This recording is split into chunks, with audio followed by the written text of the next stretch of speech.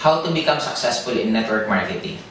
Actually guys, if you're going to analyze lahat ng naging successful na tao in any profession, isa lang ang pinakaginawa nila.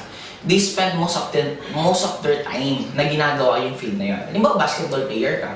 Si Michael Jordan, bakit naging magaling na basketball player? Kasi siya yung pinakaunang dumarating sa practice nila at siya din yung pinakalas na umaalis sa practice nila.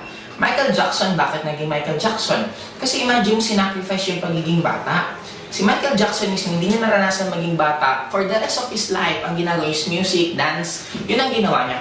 Just like in global, with network marketing, marami sa atin na gustong yumaman dito. Pero hindi mo to gagawin araw-araw. Hindi mo to isa sa buhay. Hindi mo to gagawin part ng buhay mo. Of course, hindi mo rin talaga mararating rin ng lahat ng tao na naging successful dito.